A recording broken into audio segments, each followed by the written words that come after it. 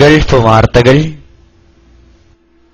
മദീനത്തുൽ മുനവ്വറയിലെ പ്രവാചക പള്ളിയിൽ കഴിഞ്ഞ വെള്ളിയാഴ്ച മിമ്പറിനടുത്ത് ഖുതുബ ശ്രവിച്ചുകൊണ്ടിരിക്കുന്നവരെ ചിത്രീകരിച്ച ലൈവ് ക്യാമറയിൽ ദൃശ്യമായ പ്രകാശം പരത്തുന്ന അപൂർവ വ്യക്തിയെ സംബന്ധിച്ച വാർത്ത ഇലക്ട്രോണിക് മാധ്യമങ്ങളിൽ സജീവ ചർച്ചയാവുന്നു. മദീന ഇമാം ഷെയ്ഖ് അബ്ദുൽ മുഹസിൻ ഖാസിം ഖുതുബ ആരംഭിച്ച് 14 മിനിറ്റിനു ശേഷമുള്ള തത്സമയ ദൃശ്യത്തിലാണ് ഇത് വ്യക്തമായത്.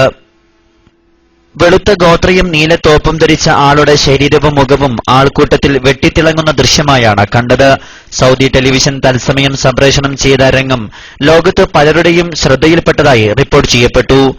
ഇത് ക്യാമറ കണ്ണുകളിൽ നിന്നുണ്ടാകുന്ന റിഫ്ലക്ഷനാവാം പ്രകാശ പ്രതിഫലനത്തിന് കാരണമെന്ന് സൗദി ടെലിവിഷൻ ചാനൽ മദീന മേധാവി സയദ് അൽ ഔഫി പറഞ്ഞു.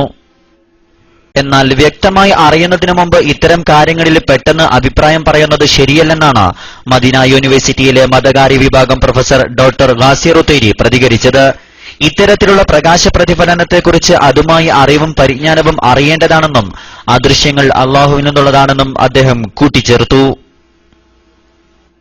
ഈ വീഡിയോ ദൃശ്യം യൂട്യൂബിലും ഫേസ്ബുക്ക് പോലത്തെ സോഷ്യൽ നെറ്റ്വർക്കുകളിലും ലഭ്യമാണ്. മദീന ഇമാം ഷെയ്ഖ് അബ്ദുൽ മുഹസിൻ സാമൂഹിക നന്മകളെക്കുറിച്ചും പാപമോചനത്തെക്കുറിച്ചുമായിരുന്നു ഖുതുബയിൽ പരാമർശിച്ചത്.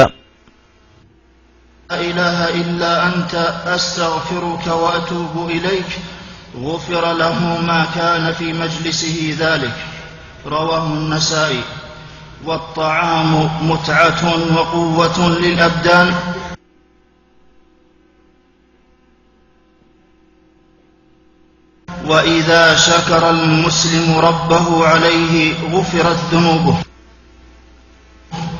قال عليه الصلاة والسلام: من أكل طعاما ثم قال الحمد لله الذي أطعمني هذا ورزقنيه من غير حول مني ولا قوة.